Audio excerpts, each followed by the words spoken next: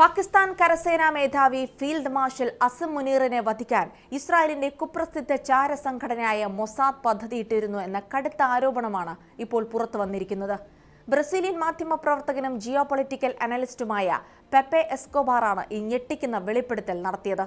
രാഷ്ട്രീയ നിരീക്ഷകനായ മാരിയോ നൌഫൽ നയിച്ച ഒരു പ്രമുഖ പോഡ്കാസ്റ്റിലാണ് പെപ്പെ എസ്കോബാർ ഈ അവകാശവാദം ഉന്നയിച്ചത്. ഇതേക്കുറിച്ചുള്ള എക്സ് പോസ്റ്റുകളും ചർച്ചകളും സോഷ്യൽ മീഡിയയിൽ ഇതിനകം വലിയ തോതിൽ വൈറലായി കഴിഞ്ഞിരിക്കുന്നു.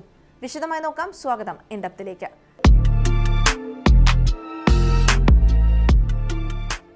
അമേരിക്കയും ഇറാനും തമ്മിലുള്ള സമാധാന ചർച്ചകൾക്ക് മധ്യസ്ഥത വഹിക്കാൻ പാക് പ്രധാനമന്ത്രി ഷഹബാസ് ഷെരീഫും കരസേനാ മേധാവി അസിം മുനീറും ഉൾപ്പെടുന്ന ഉന്നതതല സംഘം അടുത്തിടെ സ്വിറ്റ്സർലാൻഡിലെ ബർഗൻസ്റ്റോക്ക് റിസോർട്ടിലെത്തിയിരുന്നു.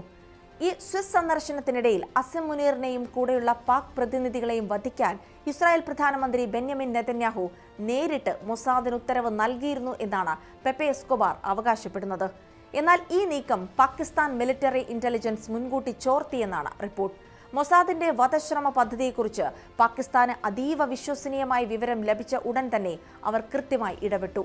ഒമാൻ പോലുള്ള തങ്ങളുടെ പതിവ് നയതന്ത്ര മധ്യസ്ഥർ വഴി പാകിസ്ഥാൻ ഇസ്രായേലിന് നേരിട്ട് ശക്തമായ ഒരു മുന്നറിയിപ്പ് നൽകി.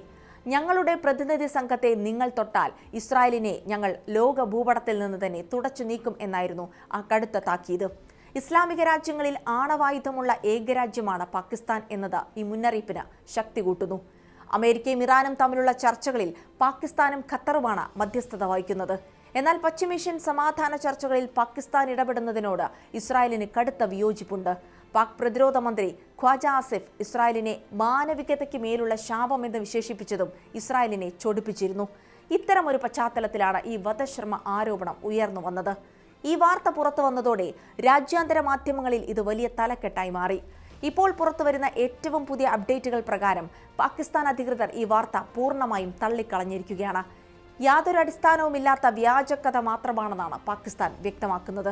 പാകിസ്ഥാനിലെ പ്രമുഖ വാർത്താ ചാനലുകളിൽ ഒന്നിന്റെ ചെയർമാൻ കമ്രാൻ ഖാൻ ഒരു മുതിർന്ന പാക് സുരക്ഷാ ഉദ്യോഗസ്ഥനെ ഉദ്ധരിച്ച് വ്യക്തമാക്കിയത് ഈ റിപ്പോർട്ടുകൾ വെറും അസംബന്ധവും ശുദ്ധ നുണയുമാണ് എന്നാണ്.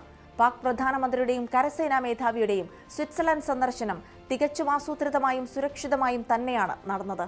സന്ദർശന വേളയിലുടനീളം പാകിസ്ഥാന്റെ സുരക്ഷാ ക്രമീകരണങ്ങൾ ശക്തമായിരുന്നു. സ്വിസ് സുരക്ഷാ ഏജൻസികളോ അമേരിക്കൻ സുരക്ഷാ സംഘങ്ങളോ യാതൊരുവിധ സുരക്ഷാ മുന്നറിയിപ്പുകളും സന്ദർശനത്തിനിടയിൽ നൽകിയിരുന്നില്ലെന്നും പാക് സുരക്ഷാ വിഭാഗം വ്യക്തമാക്കുന്നു. അതേസമയം ഈ വിഷയത്തിൽ ഇസ്രായേൽ സർക്കാരോ മൊസാദോ ഇതുവരെ ഔദ്യോഗികമായി പ്രതികരിച്ചിട്ടില്ല. സമൂഹ മാധ്യമങ്ങളിൽ ഉയർന്നു വന്ന ഈ അവകാശവാദത്തിന് പിന്നിൽ യാതൊരുവിധ ഔദ്യോഗിക തെളിവുകളുമില്ലെന്നാണ് രാജ്യാന്തര മാധ്യമങ്ങളും വിലയിരുത്തുന്നത്. എന്തായാലും പശ്ചിമേഷ്യയിലെ സംഘർഷഭരിതമായ അന്തരീക്ഷത്തിനിടയിൽ പുറത്തുവന്ന ഈ വധശ്രമ ആരോപണവും അതിന് പാകിസ്ഥാൻ നൽകിയെന്ന് പറയപ്പെടുന്ന ആണവ താക്കീതും ഭൗമരാഷ്ട്രീയ നിരീക്ഷകർക്കിടയിൽ വരും ദിവസങ്ങളിലും വലിയ ചർച്ചകൾക്ക് കാരണമാകുമെന്നുറപ്പാണ്.